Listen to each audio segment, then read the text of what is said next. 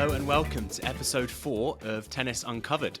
Super excited to be bringing you this one from Melbourne, Australia, where I am based for the next few weeks as a broadcast analyst for Bolt 6, which is really exciting. But most importantly, this episode is a really great one. I recorded it back last week in Sydney, and it's with graphic designer and illustrator Tim Shute.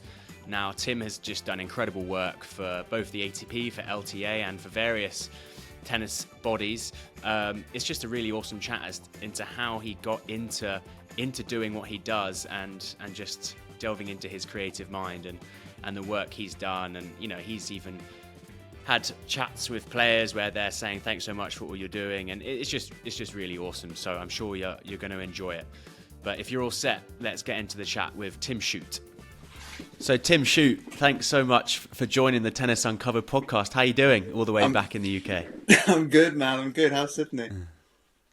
Yeah, good. It's very hot, so I'm enjoying the weather and things are pretty good, but looking forward to getting back into the swing of things in the UK. But yeah, I guess my first question would be, how did you get into tennis? When was the start of your playing days? Because that's generally how things start for a lot of people working in the industry. Yeah, man. Yeah, you're asking me to wind it back. Yeah, what was I? I must have been like 8 years old.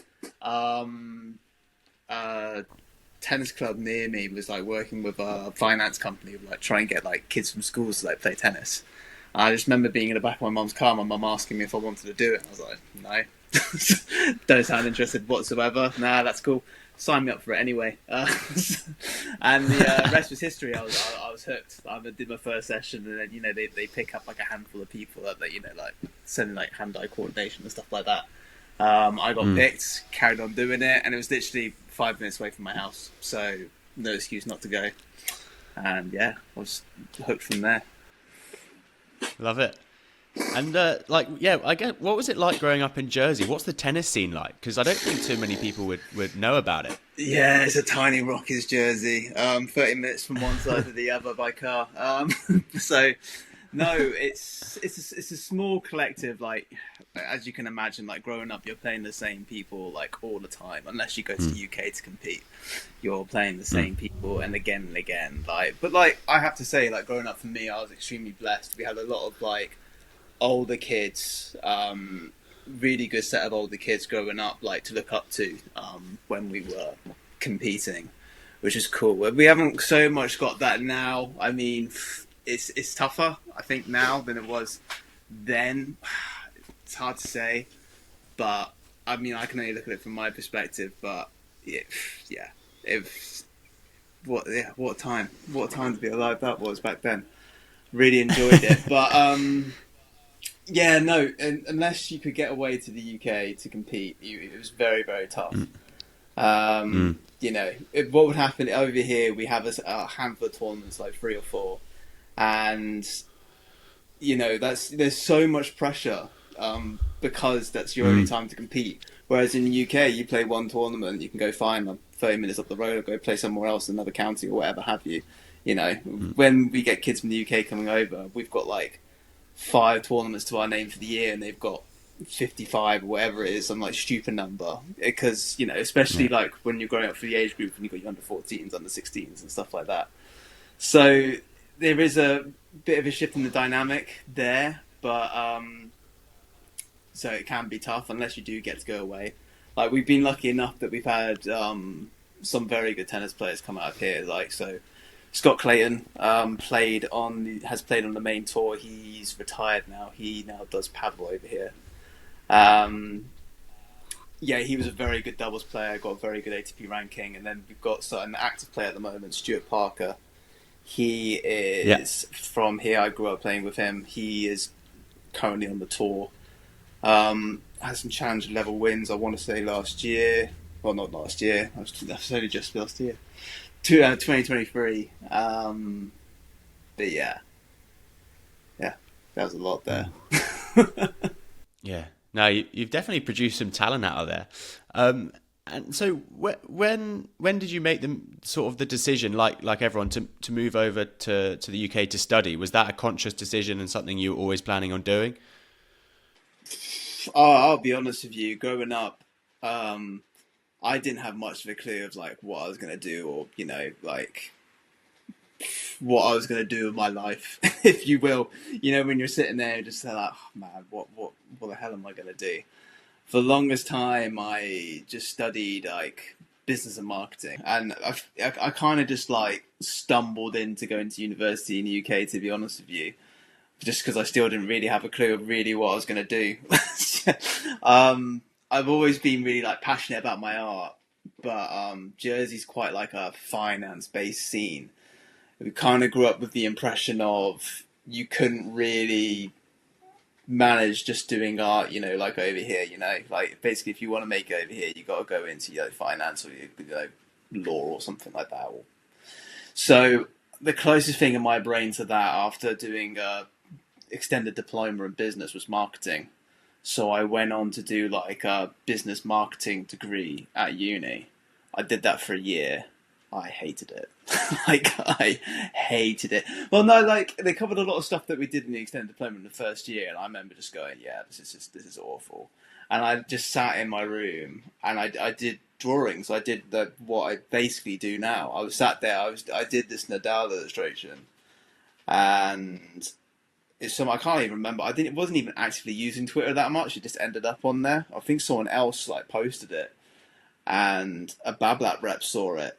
And it was like, oh, it's class. Did you do it? And then they actually referred and said, no, it was this guy called Tim.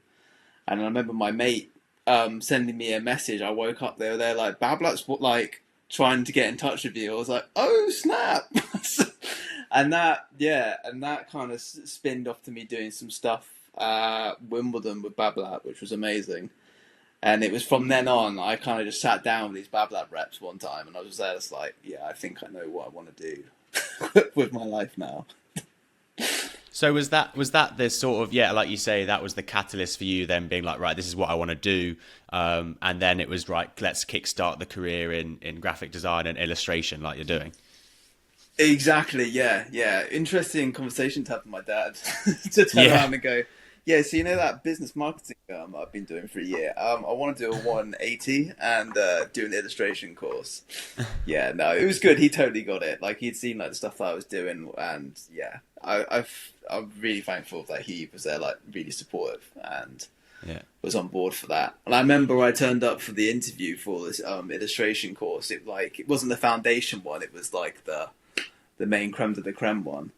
And I remember just sitting there. I had this tiny portfolio, A4 like printout portfolio, and all these guys that are turning up for these interviews had like A1 massive folders. I remember just being like, "Oh my goodness, what am I doing?" And I sat down, I had the interview. It was a decent interview, to be fair. But I found out on the bus back that I got onto the course like that day, which was awesome. I was so happy, and then that just kickstarted everything off. Just being on that course and the absolutely massive learning curve that I had to go on. Yeah. It was class. Yeah. So from that, and that was obviously your learning of the craft, but you obviously had some talent in it anyway. Like, what was your first into working for organisations such as ATP, LTA? What was your first in there? How did you create those opportunities? Do you know what? It's LinkedIn. Really? I mean, there we go. That's how we met to do this podcast. So I wouldn't have seen your stuff otherwise. Well, that's exactly it. That's the hardest thing I found after the illustration course, and you get these lucky breaks.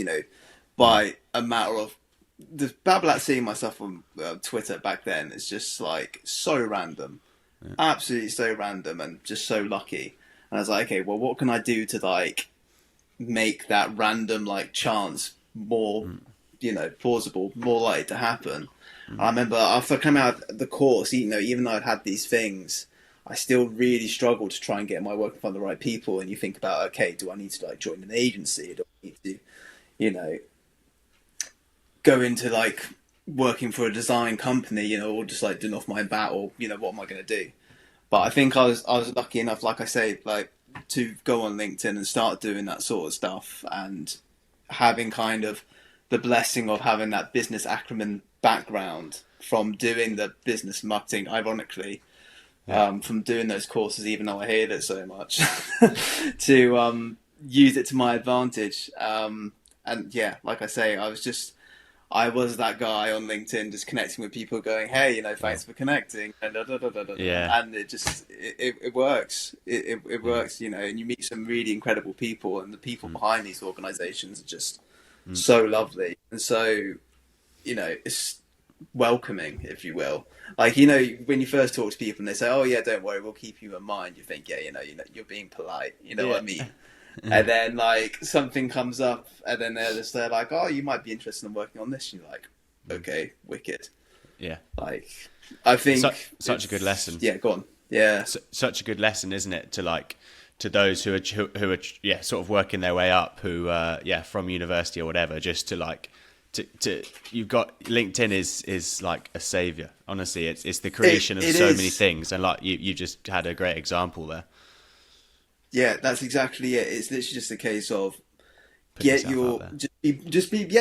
brave enough to put yourself out there. At the end of the day, I've learned the amount of times you have to fail in order to actually succeed is ridiculous. Yeah. I got approached for doing one ATP tournament. Unfortunately, I narrowly missed out, and that then led to me being approached by a different tournament. I was Eastbourne. Eastbourne then reached out and going, hey, we saw what you did for this tournament. We'd really love you to have on board you to do something based off what you've done for them. I was like, yeah, let's do it. Yeah. So and that was my first proper introduction into doing something for the LTA and all the rest of it, which was awesome. Okay. And so, that sort of leads me on to my next question is, what's the process like from them getting in contact to you, like the ideation process? Do you create a graphic, or do they say, this is roughly what we want, can you do this? How does that all work? It can be, it differs. Like, so for the LTA, it was very much so, you come to us with your ideas, we'll kind of scale it back, say like what we like, what we don't like, a couple of drafts, whatnot, and then we'll work from there, which can be interesting the more chefs come into the kitchen, but it's fun. Get towards the tail end, it's like, a few more people in the office have had a look, and we wouldn't mind it just being a different shade of such and such, and like, okay, yeah, all right, I can do that. But no, goodness. I love it. It's do you know what? At the heart of it, I am like a problem solver through and through. That's what I enjoy doing. So you come up, if I'm not given a lot of creative direction, I'll enjoy the idea of being like, okay, how am I going to portray that in such a way in my style that's going to, benefit the client? But yeah, like I say, you can either have that, or you can have something like when I did, lucky enough to do something for the ATP Tour World Finals towards the end of the year, just by pure chance. I spoke to the creative director. I want to say it's Paul Taylor. I really hope it's Paul Taylor. Yeah, rings a bell. Pretty sure. Yeah, Paul Taylor. Yeah. He's what an incredible creative he is. He was really, really good. Yeah, very cool. Like, I produced like a rough idea that the concept. I'm not sure if you've seen it, but it's the Yannick Sinner piece, like merged into the ATP logo. Yeah. And he really liked it. He liked the initial concept of it, and he was there like, okay, but we just need to try and make it a little bit more on brand. Like, he's got a real vision for how he wants like the whole branding of the ATP and everything to be, and it's so inspiring to like listen to, and you say like really like meticulous level to detail, really really insightful, and great to finally work with him, because like we talk about LinkedIn and posting stuff, like I was like sending him stuff like nearly all the time, and like he would like it and go like, yeah, no, it's good and stuff like that, and they're like, I'm gonna keep plugging and sending you stuff. And then like him, like he was brilliant. He was there like, yeah, do this, do that, we'll tweak it a little bit here, use this, think this would be a good idea here. That can be really nice as well when you meet someone who's really, like you say, like just such a commander of his craft. He knows exactly what he's looking for and what he's doing. So do you feel really like, appreciate him. Do you feel like I don't know, I've obviously in recent sort of, I guess, year or two, I feel like ATP media and sort of been leading the way in the tennis world of trying to mix in different avenues of culture and try and mix it in with the tennis to get more of an audience. Like they did that marketing sort of sort of ordeal with pretending all the players were actors, and that was sort of bringing in a Yes, theatrical sense. yeah. And now your stuff is trying to mix art with tennis, and that's bringing in a whole new sort of audience to tennis. Is that how you see it? Is you're actually attracting new people to the game as well?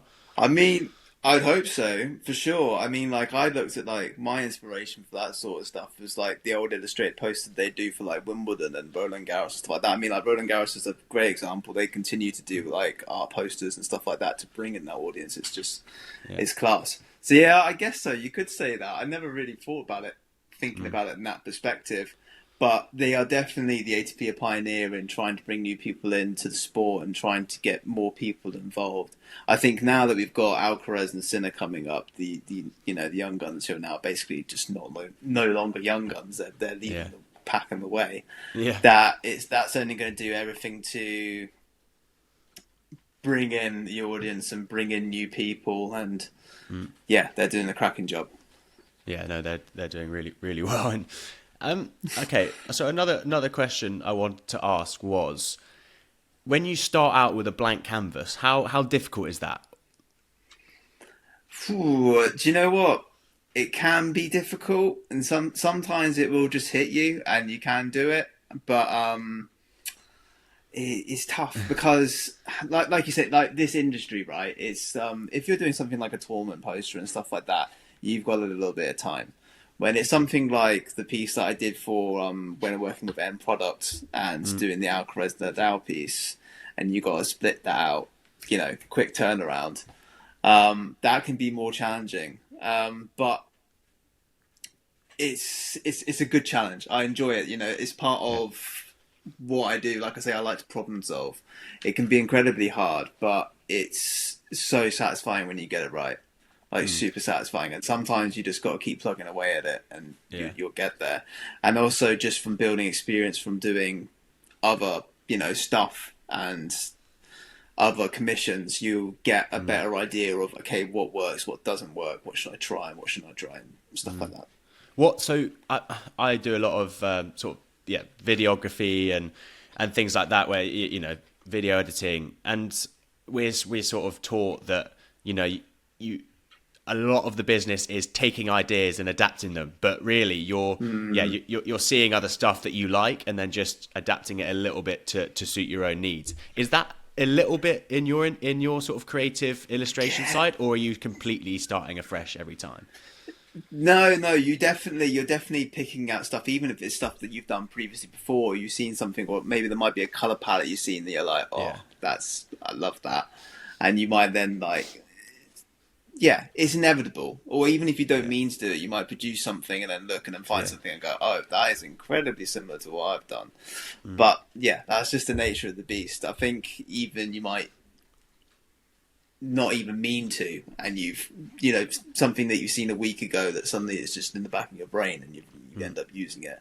That's definitely like my Pinterest, crazy. Like I use that as a serious tool. I have so many boards of just stuff like color palettes I can go back to, or certain poses and dynamic like movements of tennis players that I can kind of refer to get an idea of like what I'm going to do, what kind of perspective I'm going to use, and stuff like that.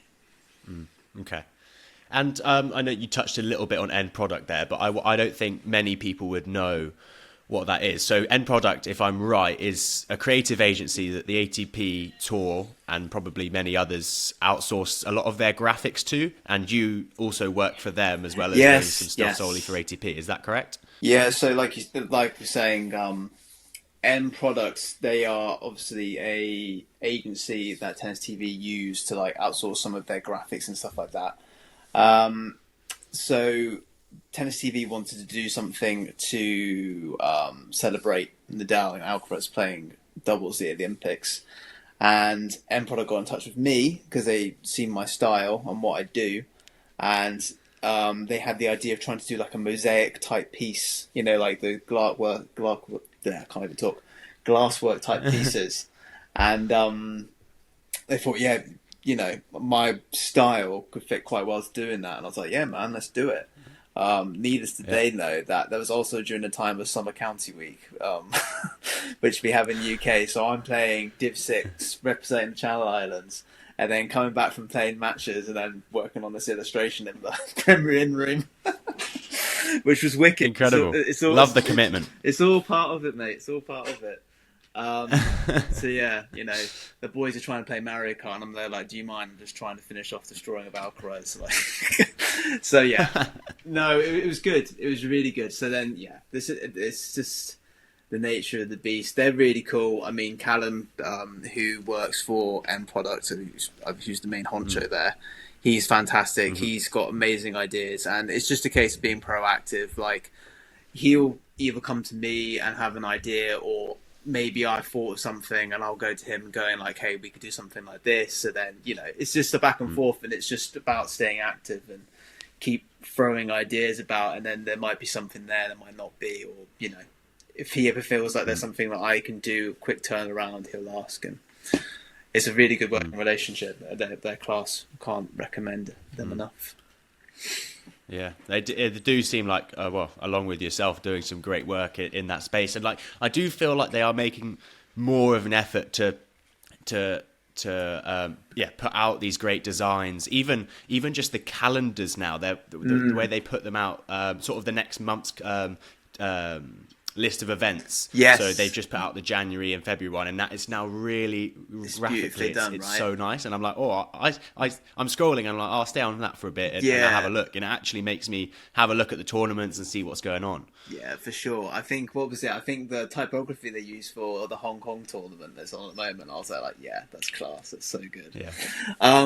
Yeah, it's really cool. Yeah, it's really nice to see. You know, there's so many advances to using illustration as opposed to just photography. Like you say, for either it's bringing in another audience, or, you know, last minute something can change and you don't have the right photograph to go with what you're trying to advertise, and you're scrambling your head. Otherwise, with an illustrator, it's very easy and quickly to change. It was like, actually, for the Wimbledon final, I was dead cert that Djokovic was going to win that match against Alcaraz. I don't know why. I was just in my head. He was going to win it. And I was working on an illustration, like, just for my own personal use, for just promoting myself, because it's important to do that as well as doing commissioned work. Yeah, of course. And I was in the middle of doing Djokovic, and I remember that first set, and I just went, it's not looking good, mate. It's not looking good. Yeah. And I was talking to the lady who does some of the social media for the ATP, Kate.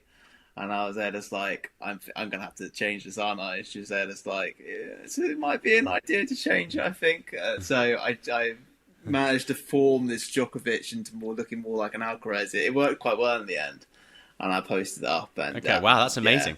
Yeah. It worked really well. But that's the nature of the beast, you know. If, like, turn around and say they didn't have the photo you needed or whatever have you, that's the advantages of illustration. It's quite easy to quite turn around and change something quite quickly off the mark, as opposed to having to get someone else in, get a photograph or something or whatever have you, and pitch something together. So there is an advantage to using illustration in that respect. But yeah, and then I remember that was like the early days of like talking to the ATP and like them seeing my work and stuff, and that's the first time the actual ATP account commented on my work, saying that they liked my work, and I was there just like, okay, cool. We'll get somewhere. Like last year was a good year. Like, I'm gonna have to work hard to top last year for sure. Yeah, I do find it amazing how, because to me, like, they are so, as much as obviously you know their illustrations, but you do make them look so like instantly you know which player it is, and that doesn't even come from a photo. Like, it is kind of insane how you manage to do that. Yeah. Like, obviously, like, I'm using references and stuff like that to try and make it look like as much them as possible. But yeah, no, I appreciate that. That's very complimentary. Thanks. Yeah. No, it's cool. Okay, our favorite design that you've ever done? I wasn't ready for that question. Favorite design I've ever done. I mean, the cop out one is to say the most recent one that I did at Yannick Sinner, just because it was like that was purely my idea, and I went to them and went, listen, I've had this idea. What do you think? And they turned around and said, yeah, we love it. Let's do it. And then, like, so for that reason, that's great. But then, like, doing the piece in the DAO and getting recognised by Babolat and doing the stuff at Wimbledon, and actually Really meeting cool. him and sitting down with him, that'll always have like a place No in way. my heart. Yeah, actually getting to sit down with him, and I got to sit down with Songa as well. The Songa was funny because I was just sat down next to him and he was like, "Yeah, so you've got any art in your house?" And he's like, "Not really, no." But he was class. He was really cool. That's fun. Yeah, no, So what was that? How did that come about? Like, was that for was that to then create an illustration of them? Why did you have that meeting? Oh yeah, so no, I've done these illustrations of for Babolat for the Wimbledon charity thing. So Yeah.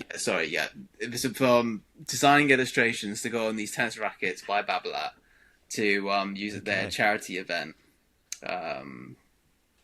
and it was basically like Nadal loves the history of Wimbledon. Like they asked him what they love most about Wimbledon, like the history. Songa liked grass, Nina liked the fans. So I created illustrations based around that. So I had a picture of Nadal. I'll try and find it for you later. Nadal in front of the history board with all the names and stuff like that, and he was holding Wimbledon trophy. I had that on the thing, and I presented that to him, and he signed a copy that I got to keep. So I've got a copy of it still for myself, it's so cool. And then Songa as well, he signed his and put like grass on the back and thank you, which is sick. And he signed the handle as well. Yeah, no, really cool. Really cool. And then Lena was lovely as well. So yeah, just all round class experience. That coming together, and then Love that. God, yes. Yeah, and you know they say never meet your heroes, but Nadal was honestly the nicest guy. Like I got given the impression basically that I wasn't going to be able to get a photo of him like by myself, like it'd be the group photo and then they'd all have to shoot off. But after we took the group photo and everyone's walking away, he actually made a point of like saying, "No, come here," and like I then got a picture of him and then he went his way. I was like, yeah, no, this guy's the GOAT. Yeah, never mind. Yeah. What a legend. Yeah, I mean, not a bad word is spoken about him. Like since the retirement, there's great stories that have come out about him just taking the time for people around the events and fans as well. So yeah, it's really cool. Those stories don't stop coming at the moment. Sticking on the player side of things, one of your posts you said about Matt Ebden, of saying a few nice words. Tell me about that. So yeah, no, I just finished doing the piece for Eastbourne, and they did a big blow up of the poster design at the Eastbourne tournament. It was in the players area when it warm up, and I think there might have been even a smaller version that the players they had just around the event and whatnot. I then got a message from Kate, who works on the social media team for ATP, just going, "Yeah, Matt Ebden's just posted your artwork on his Instagram," and I was like, "Oh right, okay, yeah, well, not bad." And Really cool. So I then messaged him off the back of that, just going, "I'm really glad you like the poster design." And he was there like, "What did you create?" And I was there like, "Yeah." And he then messaged me just going, "Yeah, no, it's class." And he said to me, "Tennis needs more of this," or words to that effect of just tennis needs more of this, and we need more of this in our sport.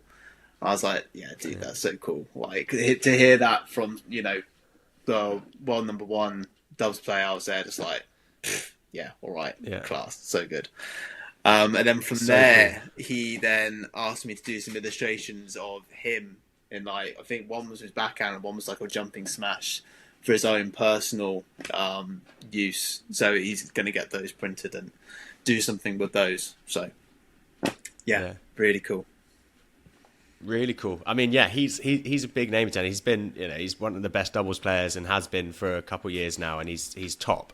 And yeah, I think he's pretty loved here in Australia too. So that's what kudos to you for sort of getting in touch with him and him getting in touch with you to say how good your stuff is. Yeah. Well, do you know what? Nothing ventured, nothing gained, right? It's just one of those where you just got to reach out and just if it happens, it happens. If not, I hadn't even mentioned it, but I'd also done stuff for Nick Kyrgios. I did stuff for his foundation. He saw the work I'd done of him and was like, "Yeah, that's sick." And he actually, for a period of time, used one of my illustrations as his profile pictures on Facebook. That was pretty cool. Um, and off the No back way. of That's insane. and off the back of that, his brother then got in touch. Was there like, yeah, we love your stuff. Would you like to do some stuff for the foundation? Do some T-shirt designs, which you can still get, by the way. You get the Really? There you go. Plug it in there. So a little plug. Hey, it's for a good cause. The King Kyrgios tops. Yeah. I did 3 illustrations in the end, and they got used in like hats and T-shirts and stuff like that. So that was really dope. Again, it's just one of those where you don't reach out, you don't try these things, you never know. God, what a year last year was, man! Because I'm just remembering now about Nick was So doing. many. No, I feel like I'm just name dropping all the time.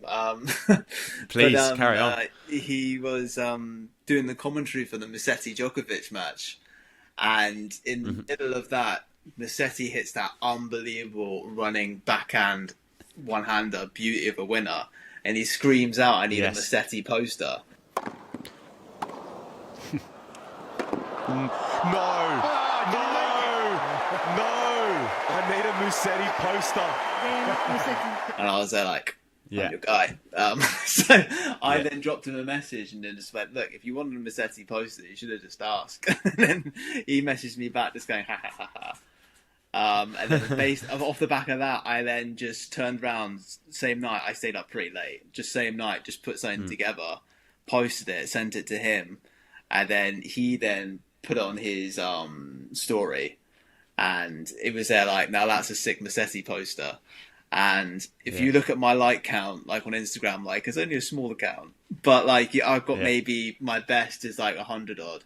That post got like 500 plus. It just went like, No way. yeah, just off the Went back of him viral. sharing it. Yeah, he was just, I was like, it's sick. I remember it. I remember that well because I think I had followed you for a little while before then. I remember you sort of taking the initiative to do that, and I think I was watching that match too and hearing. And then I remember seeing that aftermath on social media of you creating that poster. I mean, that's so cool. I love that. That's that just shows that you're sort of there, ready and waiting all the time. Like, Yeah, man. it sounds like you love what you do. This is it. I think it's all about finding something you're passionate about doing and doing it. Like, that's why what's going to make you stay up at stupid o'clock in the morning creating, that's what it is. And to be honest with you, when I'm creating and doing that stuff, really bad habit, but I lose complete track of time. I could be there for hours and not know. And I'm there and just like, oh, all right, okay, it's first thing in the morning, sound all right.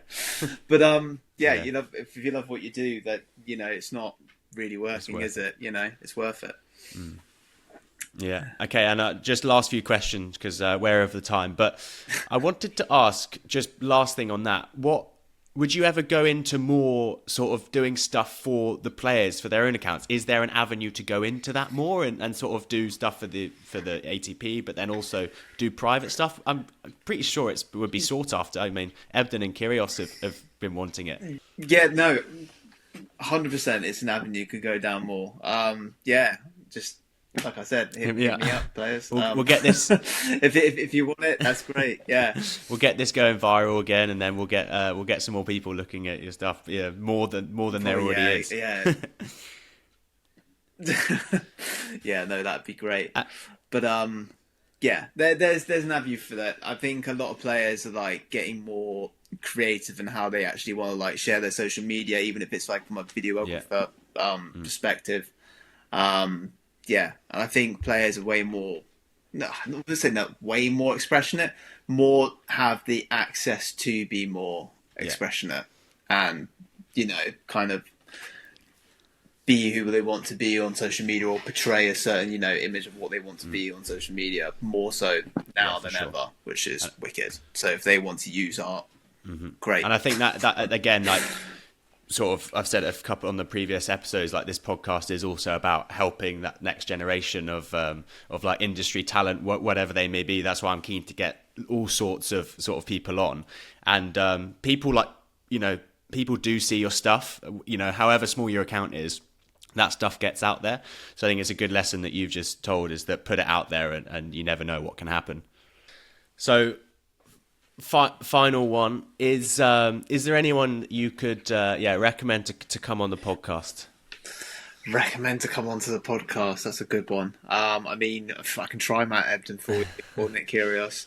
But no, Please do. Yeah, a lovely lady who's been really good to me this year. She actually got me a chance to go to Wimbledon this year and to the UTS. So big shout out to I got to this lady called Victoria. She actually does the social media for the Challenger Tour, so she'd be really interesting to talk to. And she did a stint at Wimbledon as well this year as part of the marketing team before the Challenger Tour approached her to work with them. So yeah, she'd be really interesting to talk to. Okay. Yeah, amazing. Yeah, I think I might have seen some of her stuff on Instagram and LinkedIn actually. So yeah, that's a great shout. Yeah, she seems like she's doing some good stuff with the Challenger Tour. Yeah, she's doing some incredible work. Yeah, that'd be great. Yeah, and also just like obviously the working hours they have to do with like tennis being 24/7, like it just blows my mind. Like her work schedule at the moment. So yeah, that's very insightful as well. So awesome. Yeah, no, that's a great suggestion. Thank you. That's all right. I'll get in touch with her, and if she doesn't like the look of my message, then I'll hand it over to you to get her on. All right, Sal, no worries. But yeah, Tim, I appreciate it. I know that was a bit of a struggle for us with honestly, the Wi-Fi, but I think we did it. We managed it. I think so. I think hopefully you can piece it together enough that it makes sense. But yeah, I think we did it. I mean, yeah, fingers crossed. I'm sure it'll be fine. If not, I'm keen for another chat sometime in the next few months. Yeah, definitely. If you're keen. Yeah, 100%. Yeah, no, that's great. Thanks so much, and good luck for 2025. And you, mate. I'll speak to you soon.